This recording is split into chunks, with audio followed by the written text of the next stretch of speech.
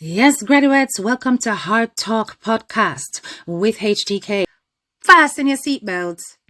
Hey users and subscribers, welcome. Welcome back to another episode of Hard Talk with HTK. We have got a few things that we intend to cover in today's episode. And first of all, we have to start with the press conference that was held by Doggie. Now, as you guys know, Doggie has been coming out to compete with the vice president of Guyana. Every time the vice president goes live, here comes Doggie. Doggie received an overwhelming amount of views in comparison to the vice president and so has decided to continue the trend. So this week, in yesterday's press conference, unfortunately, Doggie met upon a blackout, a usual problem in the country of Guyana because for some reason the government still can't get the electricity supply right for the people. Anyway, Doggie believes that this was because they wanted to silence the dog. Yeah, they wanted to keep him quiet because they feel that he is representing the Win Party far too firmly and they do not wish for any more influence to be swung in the direction of the opposing party they consider to be a threat. Yes, people. So anyway, Doggie had this to say because Doggie said, oh, you can't stop me from talking. Remember me tell you say that no matter what kind of power cut you come with me, I come talk up the things them. Yes, Doggie made me laugh. Take a listen. Very soon, very shortly. Hi, Mola. Oh, you come too. You got it. You good, good night. I look good. My God. I look good. So I'm getting set up for my press conference. I want to formally, foremost apologize, okay?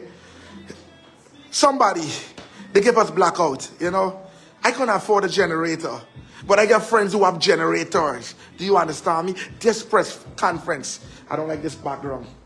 Could we remove this background here? Gotta go. This background, it gotta go. I don't like this background. This background gotta go. I don't like this background. It's giving me the vibes. Well, this is a background. This is what you call a background. Yeah.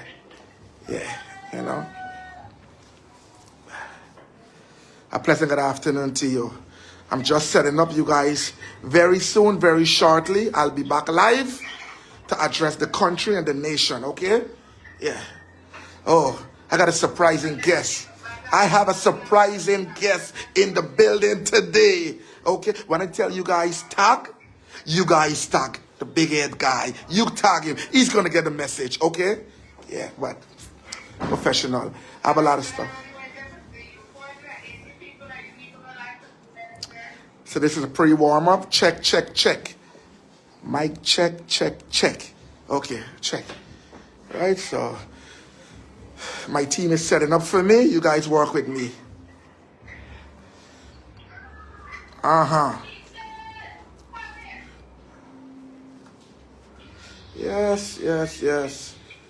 Yes. Oh, I'm looking like a minister. Thank you. Future minister, okay? Of finance. Thank you. You don't have to worry. You look real good.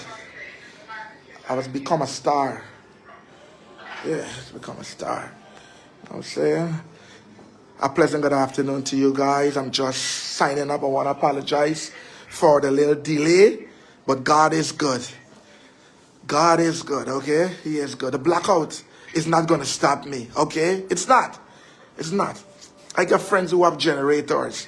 Big boy friends too. Yeah, so. Oh, you look like Money Mike. I look like Money Mike. This is the face you want to wake up and see every morning to address the country. Not with lies, okay? Not with lies. This is the face you want to see. You coming around, go there? Yeah, okay, take your time. I have a song, one of my introduction song. I would like you to play that song for me. Yes. Yeah.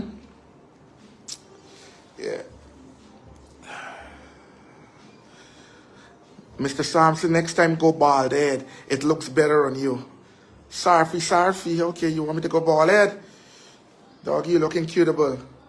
Okay, thank you. You said quiteable. Learn to spell cute. Capital Q-U. Okay, not quite. Okay. Right, so It's my background, my lights, everything right here. Well, yes, this is nice. This is nice.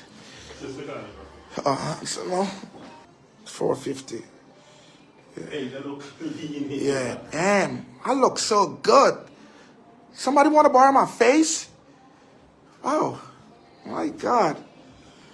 Yeah. Yeah. It's called transfer. We want change. Changes is good. I change my clothes. I change my teeth. I change my face. I change my suits every day. It's changeable, okay? So what do you want? So, this is it. This is giving. This is giving. Could somebody tell my mother, Mommy, your son is cutable? I know. I know. I'm going to give you all a teaser. My guest on this show today, ladies and gentlemen, I can be petty as them. I can be petty as them. But we're going to address what is right for us, okay? We're going to address.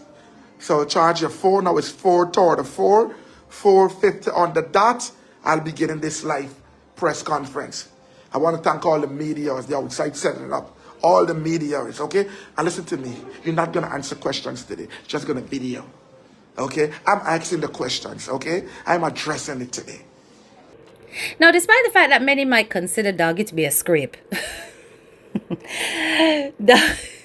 Doggie is one that will definitely have his voice heard. He made sure that his life did proceed 2 hours later.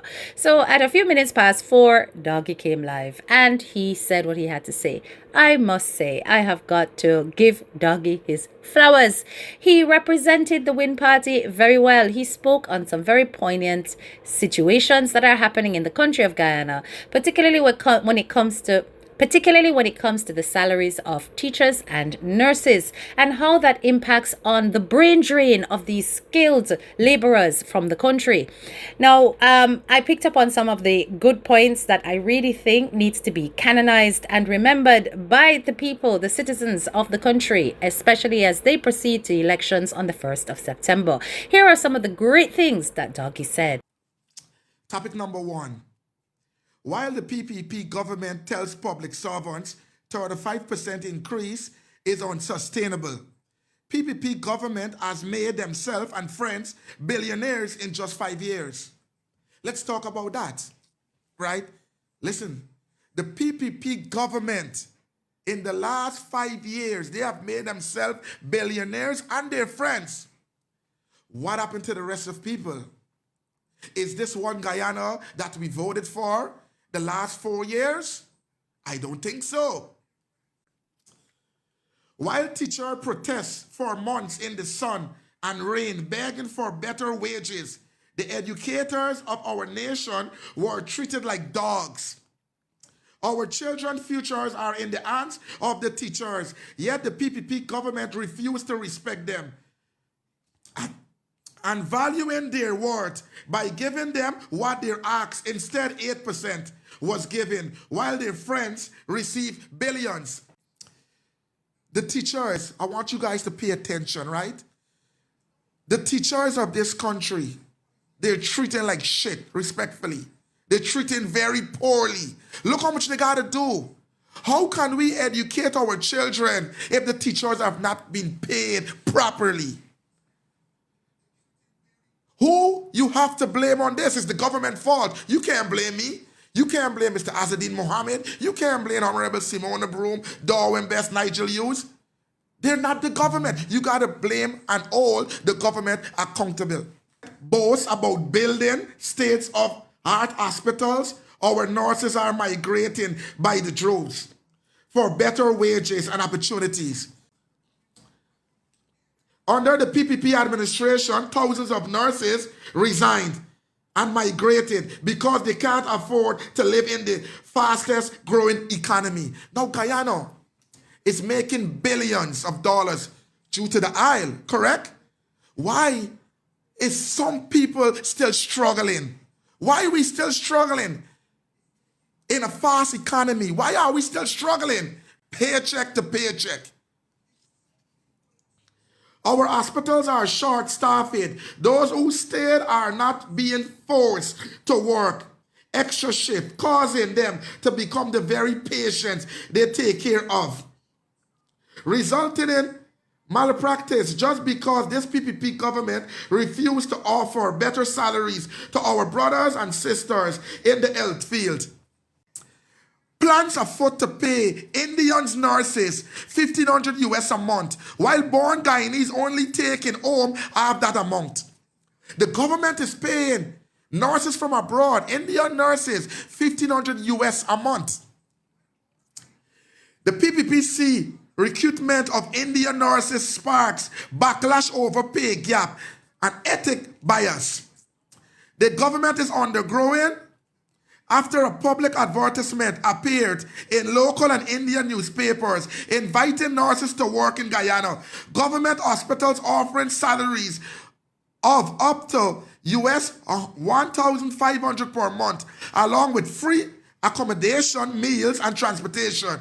The offer starkly contrasts with the approximate US $800 monthly salaries paid to local nurses with the same qualification and experience. What that tells you, cost of living had skyrocketed to 75%, while the Guyanese population were already struggling to make ends meet. I used to give my mother $50,000, you know. She liked to eat healthy. She loved her greens. She loved her fish. One day I went to the market with my mother, $50,000. We barely have 2 bags in our hands. How will our nation survive? How does the ordinary man feed his family? Why the PPP and their cohorts live a champagne lifestyle?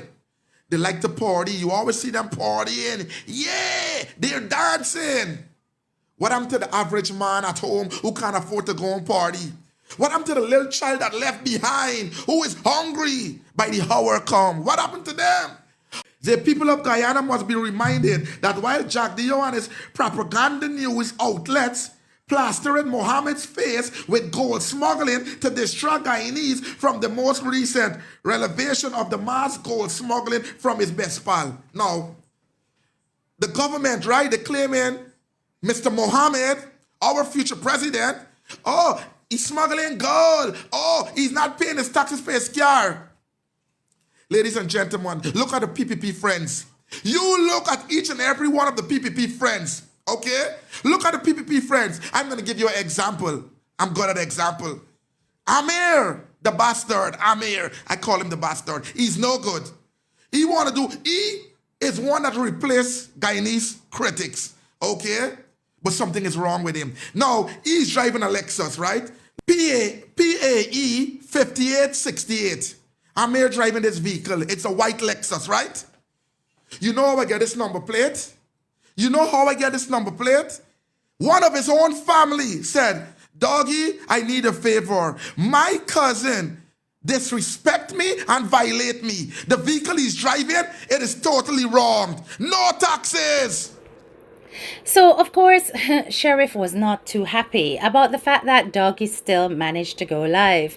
He tried to do some kind of competition in order to throw off the atmosphere that is definitely gearing up towards the Win Party by putting out what he considered to be a scandalous clip. I don't even know what to call it, but it's basically a video clip of some kind of violence that's taking place, and he's trying to blame that on Aziz Mohammed.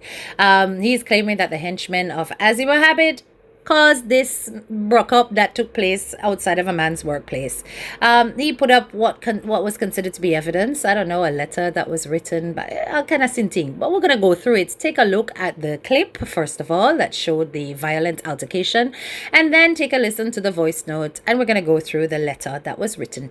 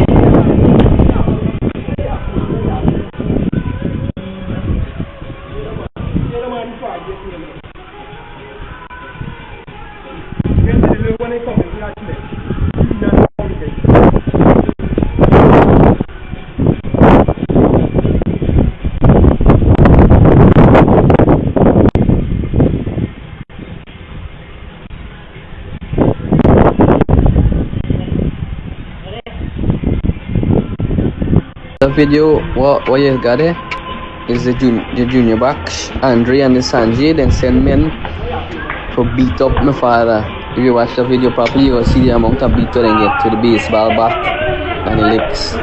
It's similar situation like that, how them get beat there, just some in an apartment lock up without food. Right? Every afternoon, the Kevin and the men them come, they were them threats, slap up me, put gun on my head. When they get their money, they want their money. How we can pay them back, how they gonna shoot me, kill me. That and how what even happens so alone, how after my family them, how all my family them go get involved. And plus, you see how them gone after my family them too. So it's not empty threats them men just got. Them a work on what them a set to, So we not safe. Even at present right now, we brother them or they got not being safe. And then everybody need protection. So as much as you can help protect we right now, we are glad for that. So Sanjay Singh, Andre Parag and Junior Baksh, all them connected together. You understand? I'm show you. Junior Baksh does ask the Andre and the Sanjay for doing bidding, and them just carry out the orders, and the security team will get to do the same. So here is a letter that was written to His Excellency Dr. Mohammed Irfan Ali, the President of Guyana. It is written by Sunita Suraj Paul from Queenstown, Essequibo, Guyana. It says, Your Excellency, my name is Sunita Suraj Paul, and I am writing to respectfully bring to your attention a matter of great concern affecting my family, particularly my son, Jayamani Suraj Paul, fondly known as Vikash. At present, my son resides in New York because of a horrific incident that took place in our homeland, Guyana, which has left us fearful for his safety and our lives. We wish to return home, but the threats against us remain. 2 years ago, my son was kidnapped and brutally assaulted by businessman Azruddin Mohammed, the presidential candidate of the We Invested in the Nationhood Win political party, and Azim Baksh Jr., also known as Junior Baksh, the managing director of the Gold Target Export. This ordeal continues to haunt my family and has left us displaced. The incident stemmed from a loan my son obtained from Mr. Baksh using funds belonging to Mr. Mohammed. As business partners, Mr. Baksh would loan Mr. Mohammed's money to people at a 3% monthly interest rate. When my son was unable to repay the full amount on time, they kidnapped him from Essequibo, took him to Georgetown, and subjected him to severe torture and starvation. He was held hostage for a month. My son was ultimately forced to sign over our family property in Queenstown, Essequibo before they released him. To date, Mr. Mohammed and Mr. Baksh possess our property documents. My family and I were forced to leave Guyana to protect my son's life, as both men explicitly warned that if he remained in Guyana, they would unalive him. Your Excellency, I humbly plead for your urgent intervention so that justice can be served, our property can be restored, and my family can safely return to our homeland. Thank you for your attention and consideration. I remain hopeful that you will act to address the matter and ensure our safety. And then it was signed Sunita Suraj Paul. 2 years ago. Really? And now this letter does fly up just before elections? Come on now. It is absolutely ridiculous. And the signature looks very, very presentable. It looks like a font.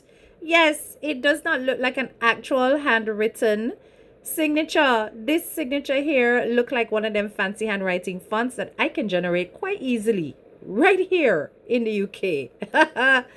Listen, guys, if you guys believe this as a real document, you guys must have hit your head. It is just giving fake news and propaganda to me, right? And honestly, why wait until now? Why wait 2 years down the line when elections are about to take place? Something is very, very fishy about this, because if an injustice took place and you have to wait 2 years and you're already out of the country, something must be wrong with you. Anyway, guys, let me know what you think about this incident in the comments. No, what can really go so? As far as we're concerned, that clip could be about any kind of thing that took place, and I can't really see the identity of these people where they're claiming they're henchmen of Mohammed. It's boy, it just look like propaganda. And plus, Sheriff, me not trust you because you sit with your leg them like a lady and you know, so we in Jamaica we need to play them, you know, aquarium thing. They just look a bit fishy to me. But anyway, you know, Sheriff, he seems to think that this is supposed to be something that goes viral and something that will deter the people of Guyana from actually voting for the Win Party. I think you need to come a little bit more concrete than that. In the meantime, Melly Mel continues to do her job. She ain't playing. No, one thing with Auntie is that she is going to come with the things them. I don't know, Melly Mel, your phones, they are very dangerous. You need to protect them, keep them in a safe at night, right? And make sure that you bury the code to those safes like deep under the ocean under one rock somewhere because they are very, very valuable. Somehow, 1 year later, this lady is coming out with bare things. But anyway, Melly Mel released this video. What do you think about it? Tell me in Contract, the right? comments. And I'm more talking away. She says, who you talking to? I said, no, it's my wife I'm talking to. Because the call That switch. I see the car Huh? just switch. Yeah, I want as well. Yeah, I just get cut off. Is this cyber trucker in? So and now I learn if I use it, right? Oh. Look, I'm gonna get catch. Look, I sent you this video, right? Let me tell you, the moment you put up this video is the moment they know that everything's solidified, right? Yeah, And I you tell guess, me about but Akins how you get it oh cut. yeah, He yeah, like yeah, yeah. Schneider, you know. Hold What you on. make So fee here for? we are, right? Hickens and we were friends since he was commander in Brigdam, right? Mm-hmm. And um, when APNU was in power, right? When APNU was in power, they tried to poison Jagdeo, right? And You lie? yes, he owned what you call it bodyguard, right? Mm-hmm. And Hickens get it tip off was who and what time they was gonna do it, right? And Hickens now call Barrett and tell Barrett do not drink from the cup. And Barrett played well, you know he's smart, right? Mm-hmm. And Barrett now go and test things the next day and find out. Me you know what happened to the man, to tell you the truth. I never see back the officer ever again. I don't know what happened, to tell you the truth, right? Well, you Swear know, to God, Barrett, he dead. I just tell you, I swear to on my children's life, I don't know. So I can't lie to this. It's Ramadan month, I ain't lying, right? Mm-hmm. Mm-hmm. But I had to remind Irfan of that story. And the next day, the chief get confirmed because I said, let me tell you something. Higgins might be ignorant, might be a lot of things, right? But when he got your back, right?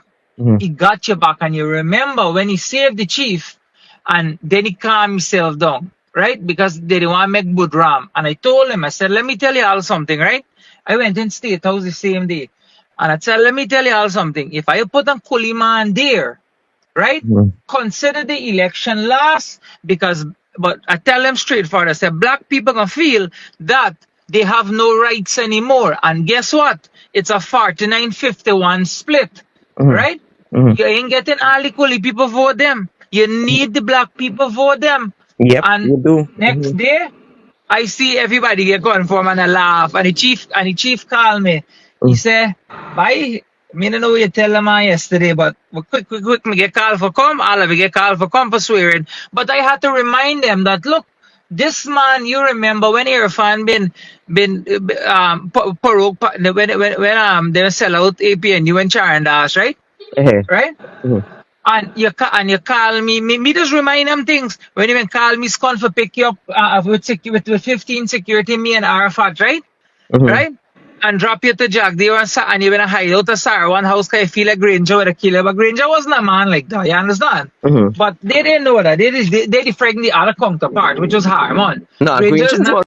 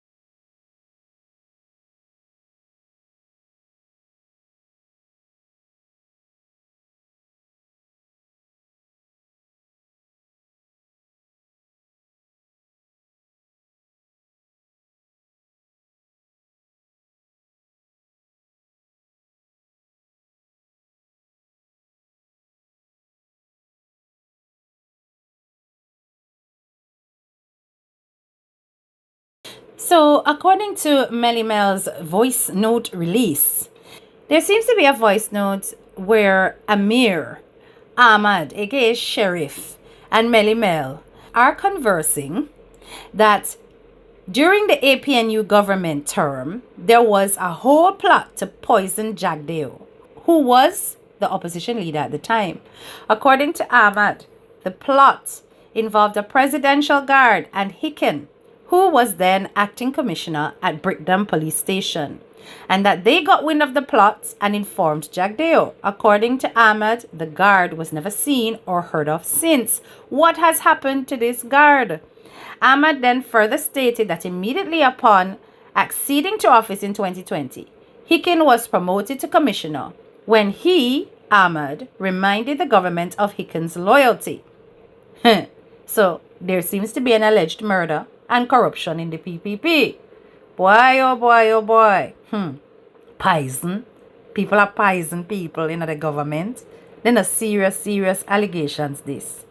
Boy, I tell you, Melly Mel, you need to be careful, boy. Sometimes I fret for Auntie, because I don't want them to do her nothing, because she continues to open the eyes of the Guyanese people. So in the meantime, according to the Vice President, Bharat Jagdeo, he did his press conference and he just kept going on and on about Mohammed. Boy, very, very obsessive press conference, everything Mohammed this, Mohammed. But anyway, he first started off talking about the fact that, the Mohammeds attended the Venezuelan embassy. Now, we know on the 13th of August, there was a statement on Team Mohammed's page where it says, "Produce the evidence. I have never visited the Venezuelan embassy. I, Azruddin Mohammed, categorically reject and denounce the baseless, malicious, and politically motivated lies being peddled against me. I never visited the Venezuelan embassy, nor have I applied for a visa to travel to Venezuela. This smear campaign is meant to be a distraction from the PPP alleged corruption being exposed, making headways on social media. The PPP is attempting to divert attention from the truth and suppress the voices exposing their wrongdoing. To this end, I challenge the Venezuelan embassy to produce the proof, present any record of my entry to the embassy, show the Guyanese people a single shred of documentation of me applying for a visa. It is off-putting that this administration would stoop to such depths, squandering state resources in a quest for political mileage against me and, by extension, the Win Party, to coerce the Venezuelan ambassador into misleading the Guyanese public speaks to the lengths this administration is willing to go using his ministers as pawns. It also exposes the fact that the government of Guyana is in cahoots with the government of Venezuela. If backdoor meetings are being had to concoct lies such deception puts our territorial integrity at risk. And with leaders like this, our sovereignty could be bartered away behind closed doors. All of Guyana must recognize this for what it is. The Ali administration is in bed with the government of Venezuela, and this presents a looming danger to our national sovereignty. I urge my supporters, let us not be distracted by lies, but to remain laser focused on our mission. September 1st is not just polling day, it is a turning point in our nation.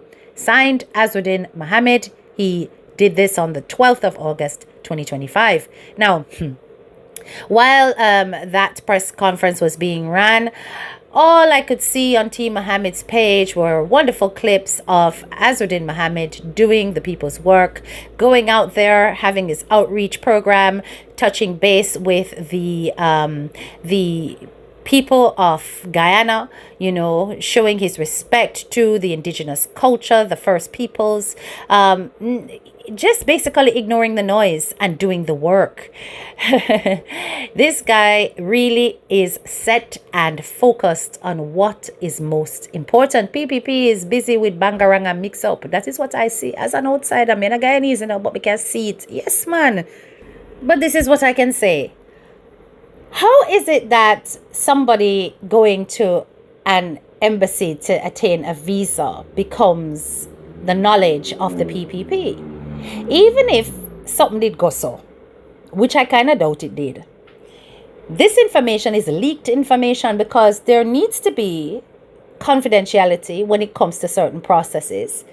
And this information is not supposed to be shared. So that means that somebody in the Venezuelan embassy is working alongside the PPP if anything goes so. And if anything don't go so, then they are hell-bent on saying that this is the case and that they've got evidence. So that means somebody is manipulating the system to give the impression that this took place. Either way you take it, there is a breach of information sharing protocol going on here. And that is corrupt in itself. And that's between the PPP and the Venezuelan embassy. So something definitely not right. So BJ even went as far as to speak about the leaked interview that was done by Travis Chase, the one that was leaked on Melly Mel's page, claiming that it was a deliberate ploy in order to bring down the PPP. But with all due respect, this was from a year ago, and the things that were said on that leaked interview were crazy. Remember, it all make reference to the fact that Gangsta Granny was collecting money on behalf of the president of Guyana, corrupt money. And yes, there was a subsequent apology claiming that, this was not supposed to be released. It was out on the basis, it was done on the basis that there were threats to lives. And if those threats were carried out, then it was authorized to be released. Travis Chase is not the one who released it, according to Melly Mel. And, let's just be real here. If somebody is doing an interview because they're afraid for their life, is that the time for them to make and spin lies? Is he going to have his life lost and lies be in his legend? I don't think so. He would want to bring down everybody with facts and truth. So something is definitely up with that. And of course, he probably catching afraid now, so he don't really want to hold accountability for what he said back then. And he never thought it would come out because he never authorized it.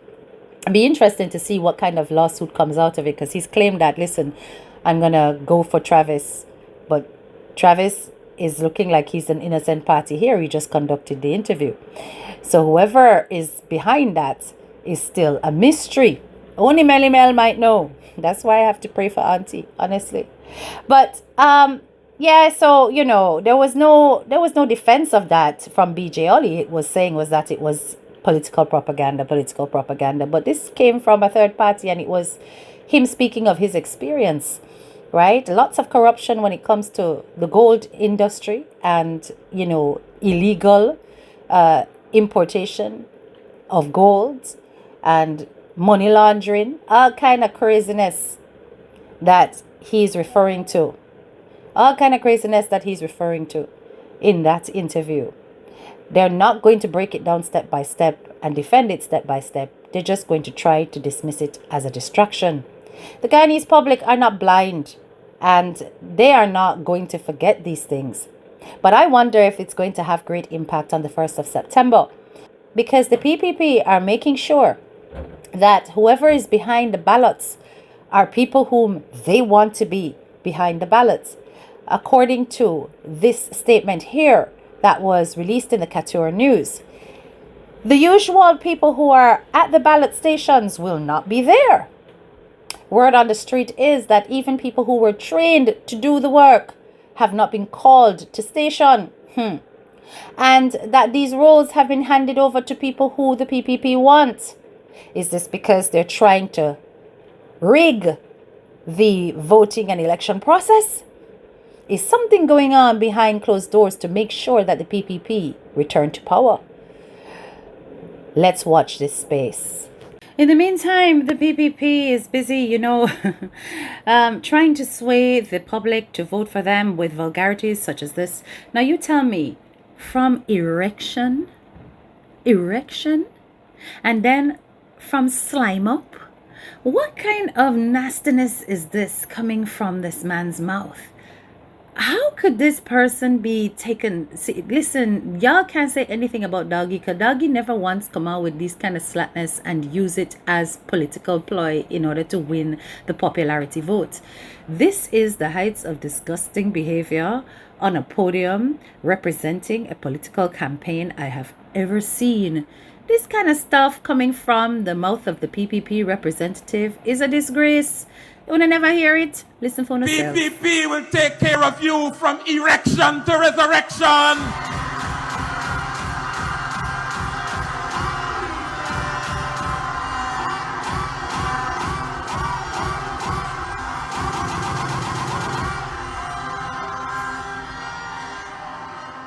A quick one for you. And the last time I said that, somebody came up to me and said, man, you little bias. Erection is a man thing. What happened to the women? So I got a woman thing for you. And hear me, from the moment she slime up till you get caught up, we gonna take care of you. Thank you. Thank you.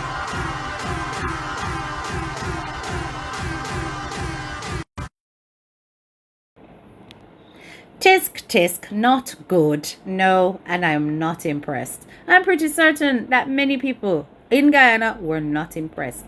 The people of Guyana are fed up. They want to hear, how are you going to make the salaries better? How are you giving them a better standard of living? How are you going to improve the living conditions of the masses, and not just for the benefit of one particular type or demographic, for everybody?